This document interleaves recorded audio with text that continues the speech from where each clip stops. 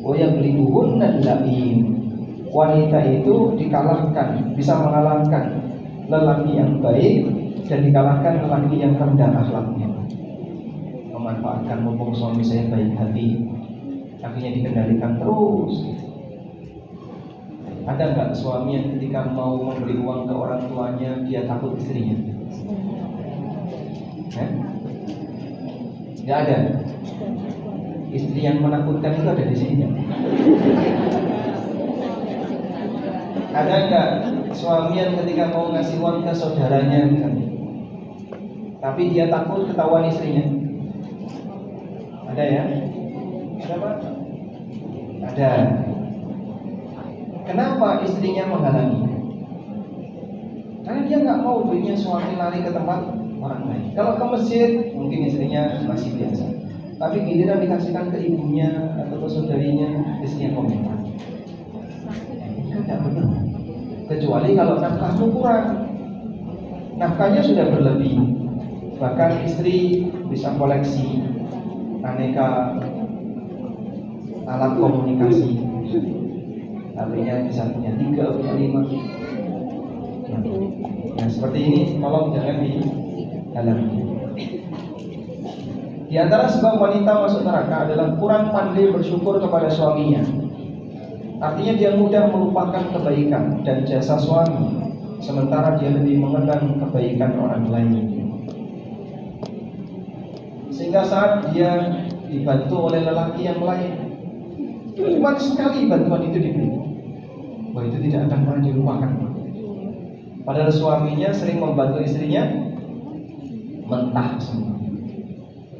Ibnu Abbas pernah meriwayatkan Nabi SAW bersabda, "Uridun nar fa idza aktaru ahliha nisa."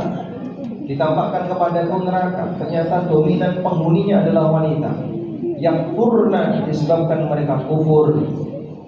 Qila ayakfurna billah. Lalu ada yang bertanya, apakah karena mereka kufur kepada Allah? Qala jawab Nabi SAW, yakfurnal asyir, karena mereka kufur kepada suami.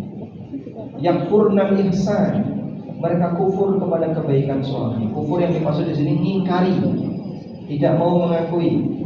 Lau ahsanta ila ihdahunna dahra, kalau kau berbuat baik kepada istrimu sepanjang waktu, tsumma ra'at minka syai'an, ternyata dia melihat ada satu kekurangan pada dirimu, qalat spontan, wong lanang kok ora iso ngomong. Itu bahasa terjemahan dulu kalimat ini. Ma ra'aitu minka khairan qat, aku tidak melihat kebaikan pada dirimu aku tidak melihat kebaikan pada dirimu sedikit pun. Kadang kan istri bilang, lanang kok ora iso ngomong. Padahal itu cuma benerin talang bocor. Itu lho Pak, bocor kok dibenerin. Wah, aku ora iso. Lanang kok ora iso ngomong. Lanang kok ora iso ngomong. Padahal dia bisa ngasih nafkah, bisa nyediakan rumah, bisa ini. Gara-gara satu aja semuanya dihilangkan. Beliau belajar menghargai jasa dan kebaikan orang lain sangat ditekankan dalam Islam. Makanya seseorang tidak bisa disebut bersyukur kepada Allah jika dia tidak bisa mensyukuri manusia. La yashkurullah man la yashkurin nas. Seseorang tidak akan mensyukuri Allah kalau dia tidak mensyukuri manusia. Bahkan walaupun pasangan suami istri sudah bercerai, Allah mengajarkan agar mereka tetap menghargai jasa mantan pasangannya, agar tidak saling mendolimi. Sehingga sudah cerai lama tapi perang medsos. Ini apa-apa dilihat banyak orang. Sudahlah diam. Kalau memang kamu tidak bisa menghargai jasa di masa silam, minimal jangan mencemarkan nama baik orang lain. Allah Ta'ala berfirman, wa an ta'fu aqrabu littaqwa wa la tansawul fadla bainakum, dan memaafkan itu lebih dekat kepada takwa. Janganlah kalian melupakan jasa baik di antara kalian. Ayat ini bercerita tentang cerai. Tapi walaupun cerai, Allah Subhanahu wa taala mengajarkan jangan kau melupakan kebaikan mantan pasangan ini. Itu lelaki dulu pernah kasih hadiah ke kamu. Itu perempuan dulu pernah mijitin kamu. Wala tansawul fadla bainakum. Walaupun sudah cerai, jangan melupakan jasa baik di antara kalian.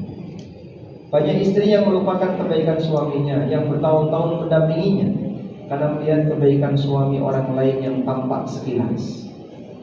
Pak, itu Pak, ngajak istrinya jalan-jalan, ngajak istrinya makan bersama, terus di-upload di medsos. Akhirnya bikin tetangganya ini ingin ikut seperti itu. Ya Pak, bos sekali ngajak istrinya daurah Pak di hotel saya, karena dia nggak bisa melakukan itu. Ya sudah, kau ada di posisi mana, bersyukurlah kepada Allah dengan keberadaan suami. Ketika ada masalah keluarga yang tidak bisa diselesaikan berdua, Allah mengajarkan akan diselesaikan melalui putusan dua orang bijak sebagai penengah yang mewakili masing-masing suami dan istri. Ini seperti yang Allah ajarkan di surat An-Nisa ayat 35. Wa in khiftum shiqaqa bainihima fab'atsu hakaman min ahlihi wa hakaman min ahliha. Kalau kalian takut terjadi perpisahan di antara keduanya, maka utus hakam, orang yang adil dari keluarga suami dan orang yang adil dari keluarga istri. Kalau mereka menghendaki kebaikan, Allah akan kasih taufik di antara keduanya. Sesungguhnya Allah Maha mengetahui, lagi Maha bijaksana, lagi Maha khabir, tahu dengan detail. Dan di situ ada satu janji Allah. Iyurida islahan, kalau mereka menghendaki kebaikan, yuwaffiqillahu bainahuma. Allah akan berikan taufik untuk keduanya. Allah akan kasih taufik untuk keduanya, sehingga wakil dari suami dan wakil dari istri ini akan diberi taufik oleh Allah kalau semangatnya semangat menghendaki kebaikan. Wallahu a'lam. Maka kalau modelnya kayak tadi ya, dicurhati malah dipanas-panasi, dicurhati malah memanas-panasi, berarti dia tidak menghendaki kebaikan. Wallahu a'lam. Baik, sesi 2 sudah selesai. Kita break dulu biar peserta tidak kecapean tertawa, sehingga Anda nanti bisa istirahat dulu. Kita sambung materinya 5 menit lagi insyaallah. Ya. Wassalamualaikum warahmatullahi wabarakatuh. Baik, kita break dulu. Jamaah silakan untuk bisa meluruskan pinggang yang sudah bengkok. Kita lanjutkan kurang lebih 5 menit lagi.